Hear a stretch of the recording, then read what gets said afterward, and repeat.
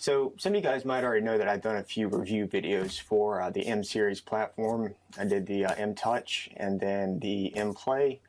And my personal rig is normally an M2 PC with my own laptop. And here lately I've been running with an original M1 that I've been sub-renting because I'm kind of rethinking the whole wing versus all-in-one controller thing. So when the NX2 came out, I asked fine folks over at Obsidian Control Systems if they wouldn't mind letting me borrow one to review.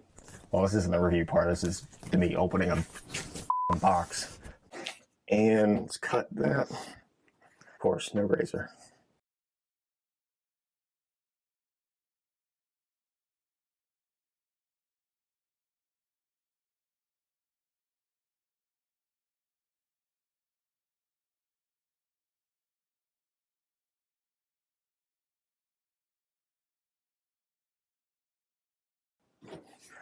Don't ask me why this is in my office, but it is.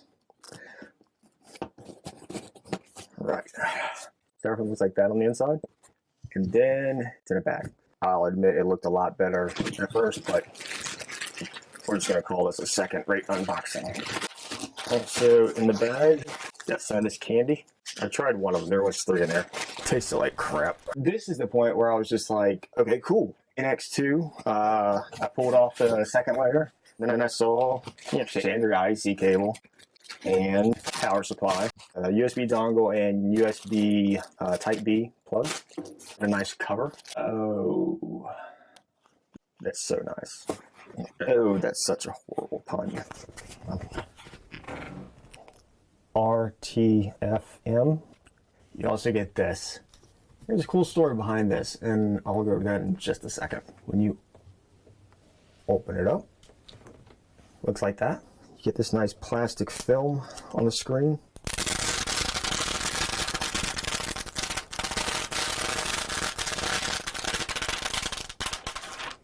After that, there is nothing else. And we're going to talk about the NX2. All right, so before we get into all the playback changes that they made between the M2 and the NX2, changes such as the faders, the buttons, stuff like that.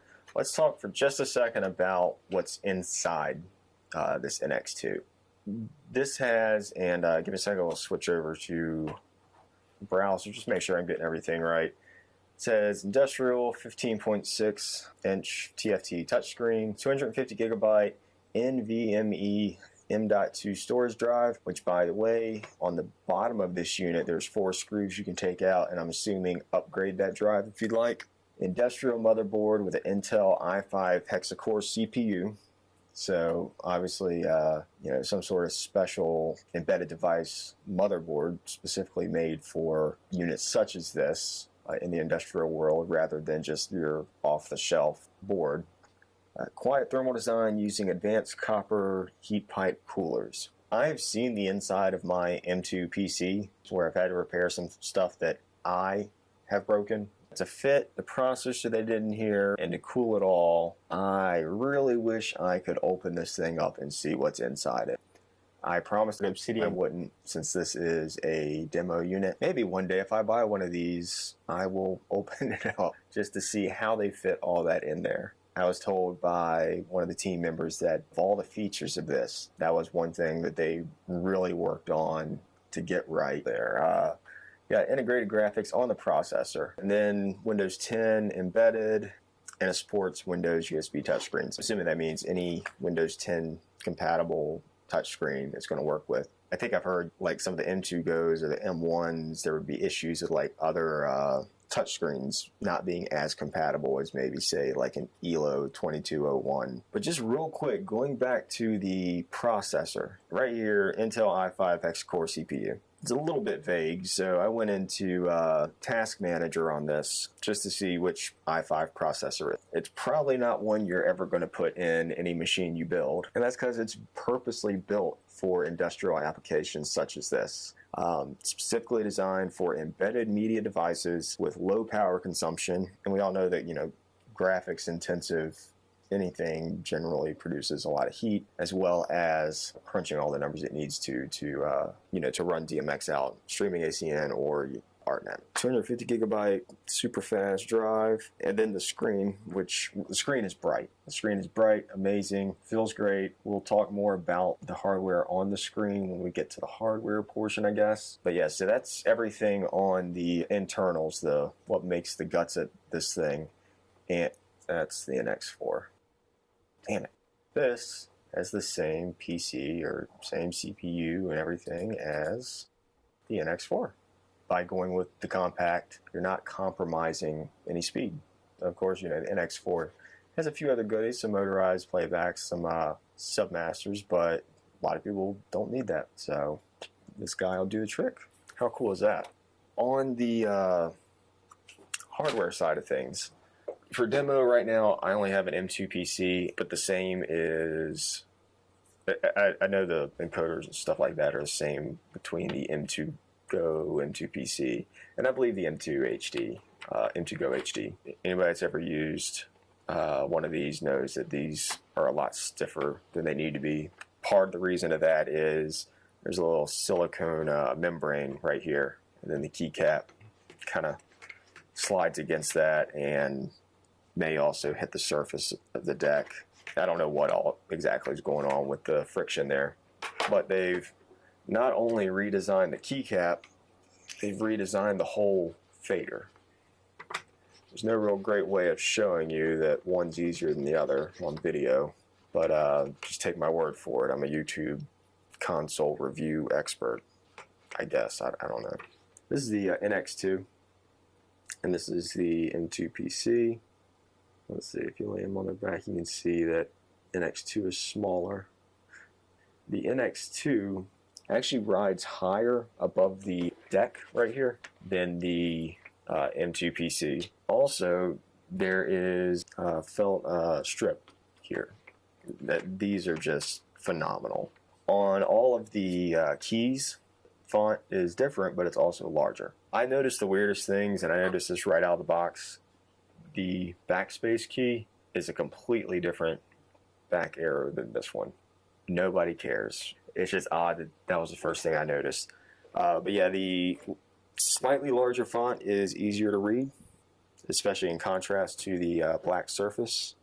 Another thing that you may already know about is the difference in the keys.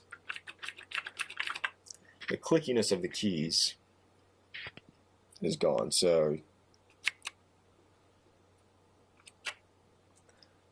for churches, theaters, you know, being quiet may be needed. So if I was to release all cue list on the M2 PC as slow as I can, you know, quiet as I can, it would sound like this. Okay, now if I do that same thing on the NX2, move the mic away a little bit more. That's normally about the speed I do it. So yeah, I'm used to the clicky sound, and I'll be honest, at first I didn't like it until I thought about it. I was like, oh, well, yeah, that makes sense. Nobody's going to screw up a show because the button doesn't click. It's a button. The Grandmaster knob is a little bit changed. We're not going to go into great detail of that because it's a knob. It feels the same when you push it. Looks a little bit different. Has a little bit different shape where it curves over. The plastic encoders have been improved. Now, keep in mind, my plastic encoders have seen just a few shows. A lot. So they're a little bit worn down. If you've used anything with this encoder, you know that sometimes like the plastic in here that actually holds it to the encoders, don't know the technical term, but just call it a stub, kind of gets bent because it's 30 pieces and it kind of flares out. Let's just say my M2 PC has character. On the NX2, the newly designed plastic feels a lot better. I asked if they had changed the actual encoder underneath here, and no, the encoder's the same. So yeah, still same click everything, but the this whole plastic in the base has been changed. The parameter touchscreen, as far as I can tell, they're the same. One thing I will say is the NX2 is a lot snappier than, say, one of my laptops that's pretty powerful connected to the M2 PC. Now I have my M2 PC right now set up as a wing to this guy, because I was checking, I was like, you know, did they change something in here, like, you know, the part of the processor that's in here for this screen, but when I compared it side to side with the NX2 basically running on the same computer, you can see it's just as snappy.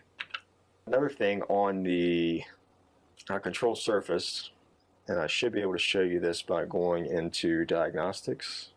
So what we're going to do is run through a tester, and we're going to test all the LEDs. The reds on these keys on the NX2, a lot brighter. Same with the blues. That's not a camera angle trick or anything. Because the reds are brighter on these keys, and the greens are about the same. Your amber is definitely more amber. Like, this is like light green when it comes to amber, almost maybe trying to be yellow. And when you look at these keys, not to stay on the green, red, amber thing, you can almost see half of it's green, half of it's red on the actual LED. On here, no, it's just a amber LED. I guess there's more of an opaque finish on that LED, so you don't see the green and the red, you see amber when it's amber. And let's move back over here to the NX2, and we'll go over some of the connections.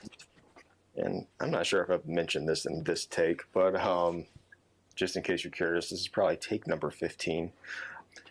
The screen is awesome, so you can move it, you know, to where you want it, and then it stays there. In order to move it, it kind of needs that initial, well, I'd have to hold it down right now, but kind of needs that initial little bit of force to get it going.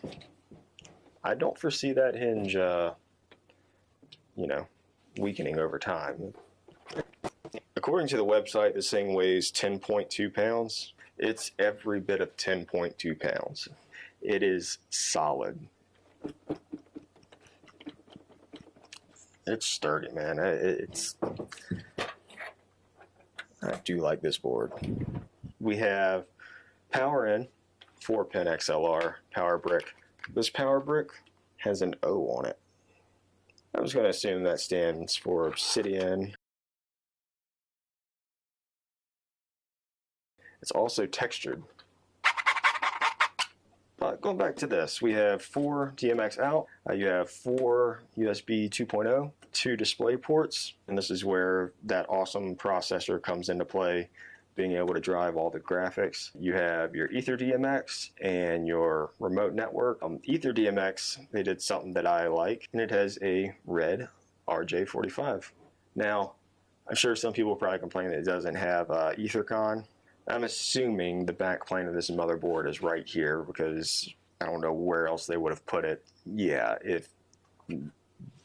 that's a small thing, but somebody somewhere will complain about that probably. Oh, you have your USB in, so if you flip the switch over to USB and then plug in a laptop right here, it'll act just as the M2 PC. You have audio out and a microphone in. It has a Kensington slot, dimmer for your lamp, connection for your lamp. About the lamp, when I first got this unit in, I pretty much took it out of the box as meticulously as I could without, you know, damaging the packaging or anything, knowing that it might go to someone as a demo, or even, I don't know, maybe a loaner unit or something.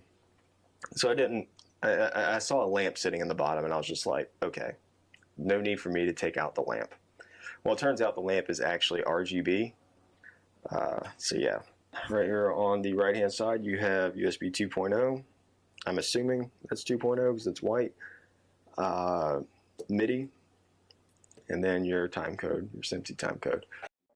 This is where your ventilation for the CPU comes out. And this is one of the fans, we'll say. There's your fan right there.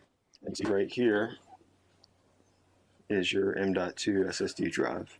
You know, for some people, a wing is kind of the way to go. At the time I bought the M2 PC, that was good for me. If given the option of trading this in, paying a few more dollars, and getting one of the wing version of this, the NX wing, I would in a heartbeat. The hardware changes are amazing. And just for home, I might buy a wing because I don't need this at home, for example. I already have a setup there, but do need a better control surface. So we'll probably end up buying an NX wing for my house. But as far as the NX2 goes, you know, being here at work, the NX2 is where I would lean, because there's been times I have rented out, you know, my M2 PC with my laptop and they had some sort of problem. I mean, stupid problem that, you know, was just unexpected or whatever. Maybe Windows updated, I don't know. But the laptop and the wing combo didn't work for them. Whereas if you're renting a console out, just go and get the NX2. Since I am being as objective as possible, you know, I'll say I don't like the glossy screen. I don't like any glossy screens, but I think with capacitive touch, they can't do a matte screen. But the plus side is a very bright screen, and I've yet to have any problems viewing it, even when I had it out in the studio with a bunch of lights on. Like the encoders on the side. Should also mention that when you buy the NX2, there is some sort of license for capture that comes with this.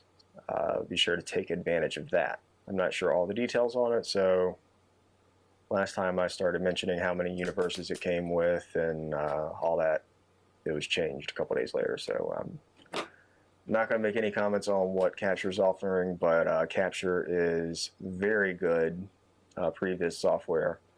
It's one of the software suites that I use. I use a few different ones, and I use Capture a lot. And that's it. That's my review of the NX2. Also, another thank you to Ricardo Diaz and RD Show Cockpit, formerly MPC Tools. You know, be sure to check him out. He has some really cool tools like Lewis scripting that you can use in Onyx. Go check out Ricardo Diaz. And then, of course, Mr. David Henry at LearnStageLighting.com. And obviously, thank you to Elation. So, there you go. My review of the NX2. Nothing really bad to say about it. I don't like glossy screens. And I'm about to MX wing my M2 PC. Just kidding. All right. Thank you very much.